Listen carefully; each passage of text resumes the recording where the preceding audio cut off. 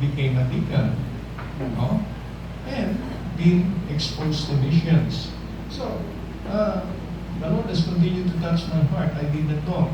No? Nung mag-surrender ako, inisip ko nga na, ako, hawak ko yung kamay ng aking misis. No? Welcome, Pastor Junicio Satonero. Yes. Amen. No? From Ponte Vedra. No? Matagal na yan si Pastor Junicio. Pero mas matanda ako dyan. 64 lang yan. Yes, sir. But I'm thankful that they are engaged in world missions. Kaya, level up. Hindi yung mananatili tayo naka-plateau. Ay, marami na kami tinutulungan. No? How many missionaries we are helping, supporting? No? More than 550.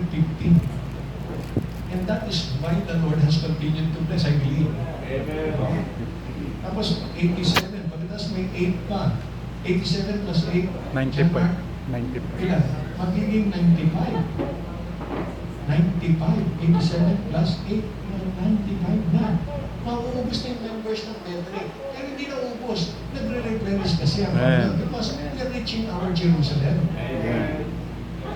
Huwag kayong magkuhan. Natuko.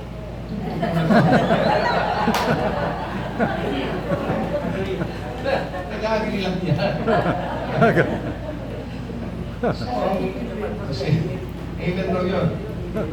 The gospel is worth giving your life for. Amen. You know, part that is not fed will fade. If your heart formations has grown cold, look, it is not because God is stopped calling. It is because the heart has not been fueled. So, burn with the burden. Burn. No? Fuel the fire with prayer, with God's word, with the testimonies of what God is doing in the nations and obedience to small steps of faith. Small step of faith, kahit mga 10 pesos lang. No? At least nag-start na kayo mag-support. Amen. Yung mga paborito nyo, katulad ni Renjay Rizal at saka ni Rock, ang ganda nyo, kahit na 20 pesos. Maliit naman po yung pastor. Nasa sa inyo na yun. Pero supportahan lahat. Di ba, pagka na yung kandidato ng presidente, yung mga businessman, pinapayaan lahat. Hindi naman pare-pareho. No? Kasi wise sila eh. The children of this world are wiser than the children of light. No? Give a portion to 7 and also to 8. Kasi hindi mo alam what will happen. Pero ito, sigurado na investment for souls. Sigurado po yan. No? Parang sasabihin mo, hindi naman yung graduate sa Bible College namin eh. Hindi naman yun ang camp tayo. Nagpa-fragment tuloy. Magkaroon tayo ng unity. Hindi yung susuportan natin, tapos palitan mo yung pangalan mo, gawin mong betan. Hindi po ganun. Manatili ka na charity. Thank God, you have your roots in Bethany. Pero charity ka pa rin. Because charity is love. Kaya sa Myanmar, Mindalama. Mindalama you. Yan ang greetings sa Myanmar. Sa Korea, ano nga sa iyo? Kamsahamnida. Sa Cambodia, Chum Rips. Alam sa Sudan. Ayan. Hindi naman po yung church ang tinataas natin, ang tinataas natin ang Panginoong Jesus. Jesus Amen. I be lifted up from the earth, and if I be lifted up from the earth, will draw all men unto me. That is not human manipulation. It is divine magnetism. Pagka tinataas po natin ang Panginoon sa iglesia, dahil nga ang church ang pillar of truth. Sino yung tinataas ng church? Truth. Si Jesus Christ, who said, I am the truth, I am the way, I am the life. So you will see, people will be drawn to the truth that you are raising up, lifting up. No?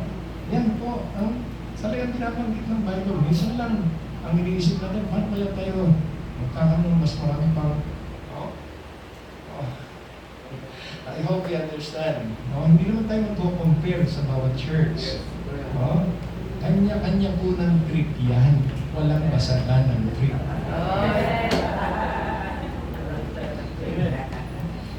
Hindi ka naman i-impose. O bakit hindi pa kayo nagpapadala ng missionary sa foreign field? Hindi ko, I can just encourage you through what the Lord is doing even in Bethany. Pero hindi ko i-impose yan, hindi man ako nagkukumbit ang Panginoon Yesu Cristo, ang Holy Spirit ng Panginoon. Kaya after this, I do not know. Pabalik kayo sa kanya, yung mga local church. I hope na nakuha tayo dito. Amen. Oh. Hindi lang tayo nag-admire. So, lagi lang yung better, dami. Dapat, we act what has been given to us. Let God break your heart for what breaks His. Oh, missions flows from a broken heart. Broken for what breaks God's heart.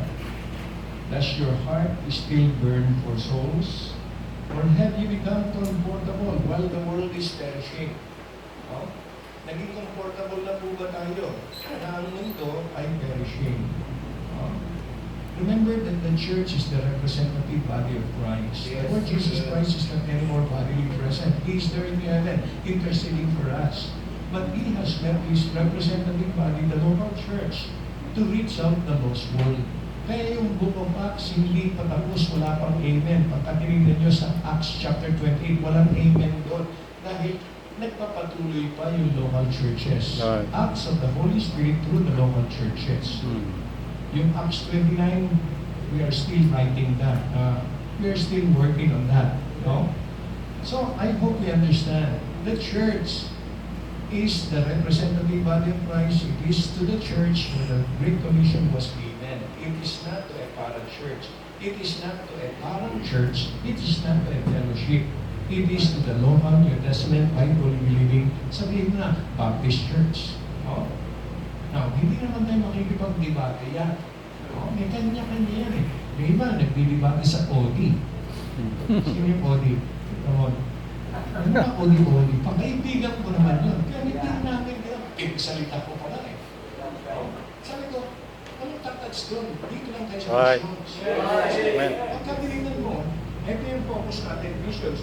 Pagka tinignan mo pa, missions plus OD plus music plus nawawala yung pa natin na yung base natin hindi lumalaki. Ito na lang. Folks, ang focus natin, pagkakalis natin, reaching the lost world. Wala naman dito pinakabida, hindi na palagi ang Panginoon.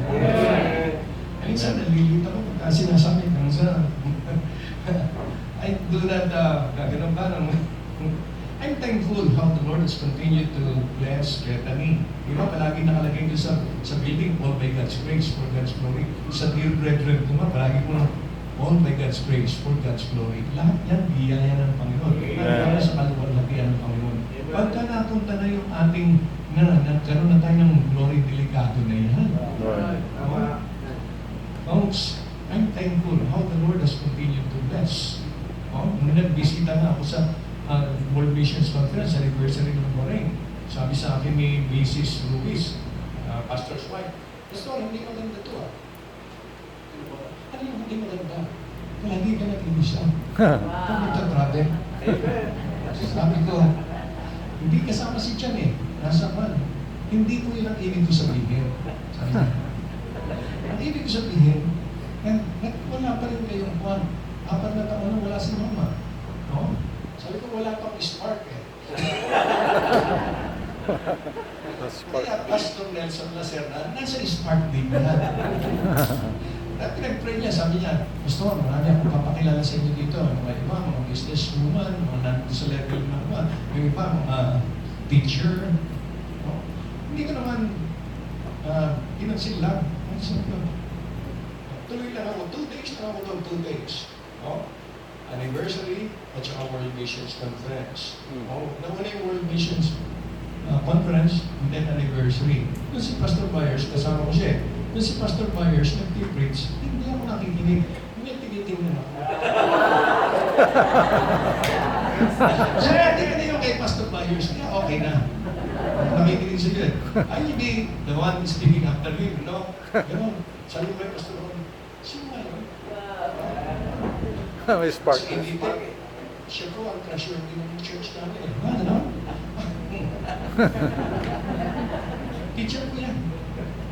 doktor po yan, education. No? Ayun, biglang nilalagay ng Panginoon sa puso mo. Yan yun, Pastor Enrique. Amen. Dahil sa mission yun, by the grace of God. Amen. At mahal niya yung aking late wife. Kasi nag-graduate din siya sa Bible College sa Tekay. Si Ma'am Gwen pa nga nakapirma as registrar. Yung nakapirma rin as president. No? Yung birthday niya, August 13. Si Ma'am Gwen, August 15. Sabi ko, sa August 14 lang tayo magpasa. Pero hindi, September 10. You mark your calendar. Amen. September Si 10. Dr. Esalda ang magkakasal. Yung sa anak ko kasi si Ken Esalda. Yung sa anak, sa anak. Yung sa tatay, sa tatay. Ilongga. Ilongga. Taga Coronadal. No? Hindi. 18 years na na OFW. Sabihin ko na naman ka mamaya kay Nadine, ikaw na naman ang pinag-usapan natin. Bakit napunta dito? Because of nations. Amen. Ay, napunta. Sabi ko nga, let's not just sit down. Let's just shine. Amen. Just shine. Shine. So, ayan. Let God break your heart for one break six. Because of mission. Burn with a burden. Missions begins with a burning heart, and the gospel is worth giving your life for. And let God break your heart for what breaks his. No? And finally, build the bridge. Build the bridge. No? Talaga pagka-engineer, no? No? Let us not build walls, let us build bridges. Amen. No? So, Romans 10:14. Ano sabi sa Romans 10:13? Whosoever shall call upon the name of the Lord shall be saved. How then shall they call on him of whom they have not believed? How shall they believe on him of whom they have not heard? How shall they hear without a preacher? How shall they preach except they be sent? Yan yung Pastor Floritel. How shall they preach except they be sent? Kanina hindi mo binanggit yung sending church pastor mo. Susumbong kita. Bitanisan niya. Kaibigan ko pa naman yun. No? Ngayon, sinasabi ko nga doon sa mga kasama ko, pagka gumito na kayo, pagbiro na lang. Hindi naman, pero huwag yung siseryosohin. Kasi, ayan, nabibiro ko naman yun. No? Kasi ko si Glory Pontiaca, no? No? Anyway, but folks, I'm thankful. Nagsusupport na naman yung missionaries. No? Kaya hindi na dinadaan sa ABC. Dahil nagaling siya sa isa nating member ng board. No? Sabi ko sa kanya, paano bata ka no? Mas lalong lalaki yung gastos niya pagka bawat isa papadala mo sa bangko nila. Sa ABC kasi, sama-sama. At saka may kato.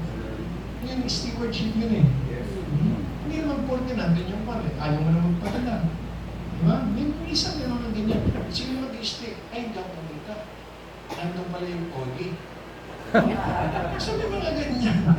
Boss, kailangan mag-mature na tayo. Magbabago yung tao na yun eh. Ang Panginoon na magbabago siya. Tama, Sir Alfonso? Diba? Ang Panginoon po magbabago, hindi naman tayo eh. Amen. Hindi naman ibig sabihin, pagka nandun ka, tatagay ka na sa kanya rin. Hindi ganon. Mr. Mark, hindi ganon. Kailangan magkabati-bati na yung mga pastor na nag-aaway. Right. Kasi yung mga batang pastor nagtataka, ganito sila, di na balag mangyayari sa amin. Tularan. That's right. These are realities. Kasi yan, batin tayo old sinful nature eh. Oh. Old man. Kaya anong sabi? Walk in the Spirit and you shall not fulfill the lust of the flesh. Right. Wala namang perfecto dito eh. Kahit na That's pa right. mo perfecto, hindi ka pa rin perfecto. We are still all under construction. That's right. Part of the mess. Hindi ko perfecto. Minsan may hulog sa tulay ng pastor. Pinagkabunan. Panalangin nyo na lang. Right. Nakaka-affect Connected din talaga sa pangalan ng baptism. And what can we do? Mm. We just have to keep on doing right and keep on Amen. trusting God. And do missions. Amen. Hindi porke nagkamali, yung isang missionary, yung isang may mga nakama ng missionary after so many years. And then they found out, hindi pala siya safe. Kaya ginagawa niya yung gano'n. Huwag na nating pagpistahan. Right. Let's move forward and do what is right. Amen. And pray for that missionary. Mami,